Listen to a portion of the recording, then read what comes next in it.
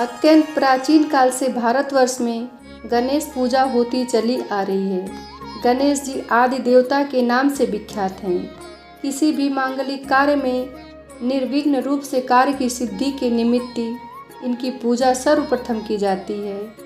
संकट से त्राण पाने तथा विघ्नों के निवारणार्थ इनकी पूजा शिव पार्वती तथा ब्रह्म आदि देवों ने भी की है। यह विद्या बुद्धि तथा रिद्धि सिद्धि प्रदान करने वाले देवता माने जाते हैं। इनका व्रत पूजन करने से संपूर्ण मनोरथ पूर्ण होते हैं। स्कंद पुराण के अनुसार इनके पूजन की तिथि इस प्रकार बताई गई है, अर्थात श्रावण शुक्ल चतुर्थी से व्रत प्रारंभ करके भाद्र शुक्ल चतुर्थी तक करना चाहिए। भाद्रपद शुक्ल चतुर्थी के दिन ही मध्याह्न काल में इनकी उत्पत्ति हुई थी, जिसकी कथा इस प्रकार वर्णित है। एक बार कैलाश के शिखर पर निर्मित अपने अंतःपुर में बैठी हुई जगत जननी पार्वती जी सखियों से शरीर पर उपटन का लेप करा रही थी। उसी समय अचानक वहां शंकर जी आ गए। इस अप्रत्याशित घटना से पार्वती जी अत्यंत लज्जित हो गई। वहां से शंकर जी के चले जाने पर उनकी सखियों ने उनसे निवेदन किया कि आप किसी एक ऐसे गण की व्यवस्था कर दें जो प्रवेश द्वार पर प्रहरी का कार्य करे। इतना सुनकर पार्वती जी ने अपने शरीर के मैल से एक पुतला बनाकर उसमें जीवन का संचार किया। पार्वती जी ने नवनिर्मित पुतले से कहा, तुम जाकर प्रवेश द्वार पर खड़े रहो और कोई भी व्यक्ति मेरी अनुमति के बिना अंदर प्रवेश न करे।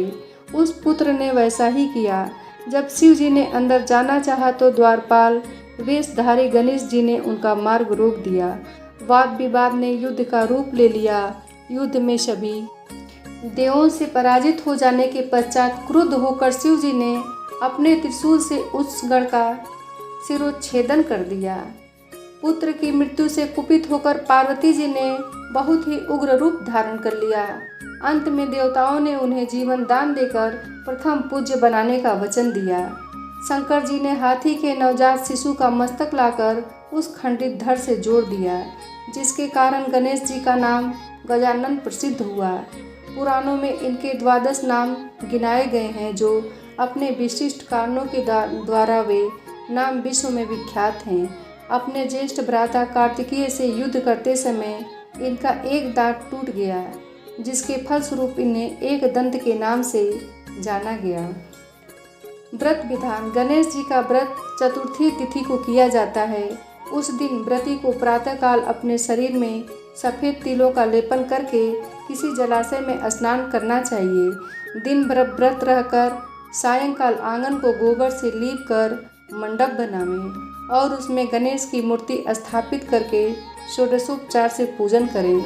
अनंतर उन्हें लड्डू का नैवेद्य अर्पित करें। पूजन के पश्चात चंद्रमा को अर्घ्य देवें, परंतु भाद्रपद शुक्ला चतुर्थी के व्रत में अर्घ्य नहीं देना चाहिए, क्योंकि उस दिन चंद्र दर्शन का निषेध है। उस दिन जो लोग चंद्रमा का दर्शन करते हैं उन्हें मिथ्या दोष से कलंकित होना पड़ता है। पूजनोपरांत किसी ब्राह्मण को चसवल के साथ 1 कौड़ी का दान कर देना चाहिए। इस प्रकार व्रत करने वाले की सभी अभिलाषाएं निर्विघ्न रूप से पूरी होती हैं। विविध पुराणों में इनकी कथाएं एवं महात्म्य संबंधी आख्यानों का वर्णन आया है। सावन मास गणेश चतुर्थी व्रत कथा। ऋषिगण पूछते हैं कि हे स्कंद कुमार, दरिद्रता, शोक, कुष्ठ आदि से विकलांग, शत्रुओं से संतप्त, राज्य से निष्कासित तथा सदैव दुखी रहने वाले धनहीन, समस्त उपद्रवों से पीड़ित, विद्याहीन, संतानहीन, घर से निष्कासित लोगों, रोगियों एवं अपने कल्याण की कामना करने वाले लोगों को क्या उपाय करना चाहिए जिससे उनका कल्याण हो और उनके उपरोक्त कष्टों का निवारण हो। यदि आप कोई उपाय जानते हो तो उसे बतलाइए। स्वामी कार्तिकेय जी ने कहा कि हे ऋषियों, आपने जो प्रश्न किया है उसके निवारणार्थ में आप लोगों को एक शुभदायक व्रत बतलाता हूँ, उसे सुनिए। इस व्रत के करने से पृथ्वी के समस्त प्राणी संकटों से मुक्त हो जाते हैं। यह व्रतराज महापुण्यकारी एवं मानवों को सभी कार्यों में सफलता प्रदान करने वाला है। विशेष करके यदि इस व्रत को महिलाएं करें तो उन्हें संतान एवं सौभाग्य की वृद्धि होती है। इस व्रत को धर्मराज युधिष्ठिर ने किया था। पूर्व काल में राज्यच्युत होकर अपने भाइयों के साथ जब धर्मराज वन में चले गए थे तो उस वनवास काल में ही भगवान श्री कृष्ण से उनसे कहा था। युधिष्ठिर ने भगवान कृष्ण से अपने कष्टों के शमनार्थ जो प्रश्न किया था उस कथा को आप श्रवण कीजिए। युधिष्ठिर पूछते हैं कि हे पुरुषोत्तम, ऐसा कौन सा उपाय है जिससे हम वर्तमान कष्टों से मुक्त हो सकें। हे गदाधर, आप सर्वज्ञ हैं, हम लोगों को आगे अब किस प्रकार का कष्ट न भुगतना पड़े ऐसा उपाय बतलाइए। स्कंद कुमार जी कहते हैं कि जब धैर्यवान युधिष्ठिर विनम्र भाव से हाथ जोड़कर बारंबार अपने कष्टों के निवारण का उपाय पूछने लगे तो भगवान ऋषिकेश ने कहा, श्री कृष्ण जी ने कहा कि हे राजन, संपूर्ण कामनाओं को पूर्ण करने वाला एक बहुत बड़ा गुप्त व्रत है। हे पुरुषोत्तम, इस व्रत के संबंध में मैंने आज तक किसी को नहीं बतलाया है। हे राजन, प्राचीन काल में सत्ययुग की बात है कि पर्वतराज हिमालय की सुंदर कन्या पार्वती जी ने शंकर जी को पति रूप में प्राप्त करने के लिए घनघोर वन में जाकर कठिन तपस्या की, परंतु भगवान शिव प्रसन्न होकर प्रकट नहीं हुए।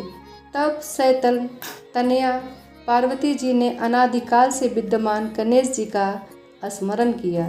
गणेश जी को उसी क्षण प्रकट देखकर पार्वती जी ने उनसे पूछा कि मैंने कठोर, दुर्लभ एवं लोमहर्षक तपस्या की, किंतु अपने प्रिय भगवान शिव को प्राप्त न कर सकी।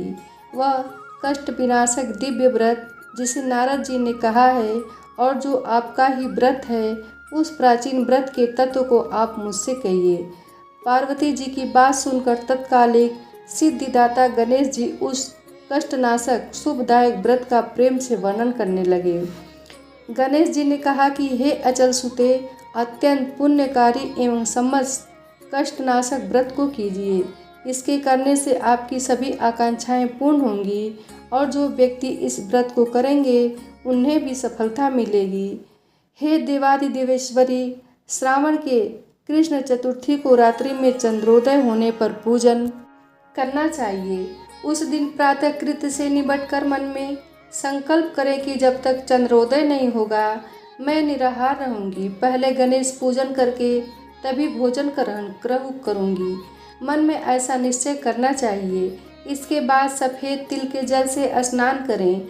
अपना नित्य कर्म करने के बाद हे सुंदर व्रत वाली, मेरा पूजन करें। यदि सामर्थ्य हो तो प्रति मास स्वर्ण की मूर्ति का पूजन करें। अभाव में चांदी, अष्टधातु अथवा मिट्टी की मूर्ति की ही पूजा करें। अपनी शक्ति के अनुसार सोने, चांदी, तांबे अथवा मिट्टी के कलश में जल भरकर उस पर गणेश जी की प्रतिमा स्थापित करें। कलश पर वस्त्र आच्छादन करके अष्टदल कमल की आकृति बनावें और उसी पर मूर्ति की स्थापना करें। तत्पश्चात षोडशोपचार विधि से भक्तिपूर्वक पूजन करें। मूर्ति का ध्यान निम्न प्रकार से करें। हे लंबोदर, 4 भुजा वाले, 3 नेत्र वाले, लाल रंग वाले, हे नील वर्ण वाले, शोभा के भंडार, प्रसन्न मुख वाले गणेश जी, मैं आपका ध्यान करता हूँ। हे गजानन, मैं आपका आवाहन करता हूँ। हे विघ्नराज, आपको प्रणाम करता हूँ। यह आसन है। हे लंबोदर, यह आपके लिए पाद्य है। हे शंकर सुमन, यह आपके लिए अर्घ्य है। हे उमापुत्र, यह आपके स्नार्थ जल है। हे वक्रतुंड, यह आपके आचमनीय जल है। हे शुक्लकर्ण, यह आपके लिए वस्त्र है। हे कुब्ज, यह आपके लिए यज्ञोपवीत है। हे गणेश्वर, यह आपके लिए रोली चंदन है। हे विघ्न विनाशक, यह आपके लिए फूल है। हे विकट, यह आपके लिए धूप बत्ती है। हे वामन, यह आपके लिए दीपक है। हे सर्वदेव, यह आपके लिए लड्डू का नैवेद्य है। हे सर्वार्तिनाशन देव, यह आपके निमित्त फल है। हे विघ्नहर्ता, यह आपके लिए पान है। हे धूम्रदेव, यह आपके लिए प्रदक्षिणा है। हे देवेश, यह आपके निमित्त मेरा प्रणाम है। प्रणाम करने के बाद क्षमा प्रार्थना करें। इस प्रकार षोडशोपचार रीति से पूजन करके नाना प्रकार के भक्ष्य पदार्थों को बनाकर भगवान को भोग लगावें। हे देवी, शुद्ध देसी घी में 15 लड्डू बनावें।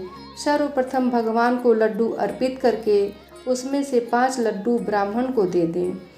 अपने सामर्थ्य के अनुसार दक्षिणा देकर चंद्रोदय होने तक भक्ति भाव से अर्घ देवें। तदंतर 5 लड्डू का स्वयं भोजन करें।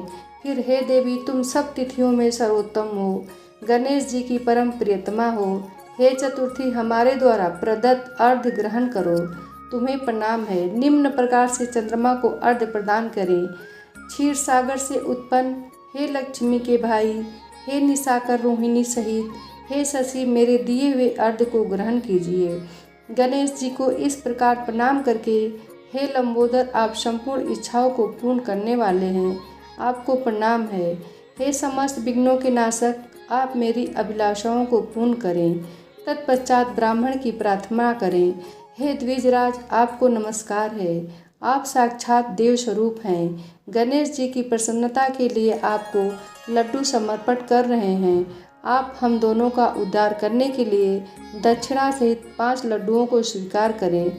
हम आपको प्रणाम करते हैं। इसके बाद ब्राह्मण भोजन कराकर गणेश जी से प्रार्थना करें। यदि इन सब कार्यों करने की शक्ति न हो तो अपने भाई बंधुओं के साथ दही एवं पूजा में निवेदित पदार्थ का भोजन करें।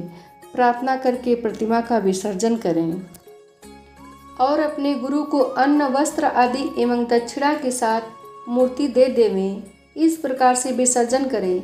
हे देवों में श्रेष्ठ गणेश जी, आप अपने स्थान को प्रस्थान कीजिए एवं इस व्रत पूजा के फल को दीजिए। हे सुमुखी, इस प्रकार जीवन भर गणेश चतुर्थी का व्रत करना चाहिए। यदि जन्म भर न हो सके तो 21 वर्ष करें। यदि इतना करना भी संभव न हो तो 1 वर्ष तक 12 महीने के व्रत को करें। यदि इतना भी न कर सके तो वर्ष के 1 मास का अवश्य ही व्रत करें और श्रावण कृष्ण चतुर्थी को व्रत का उद्यापन करें। अब सुनते हैं गणेश जी की आरती। जय गणेश जय गणेश जय गणेश देवा, माता जाकी पार्वती पिता महादेवा। लड्डुअन को भोग लगे संत करे सेवा, जय गणेश जय गणेश जय गणेश देवा। एक दंत दयावंत 4 भुजाधारी, मस्तक सिंदूर सोहे मूस की सवारी।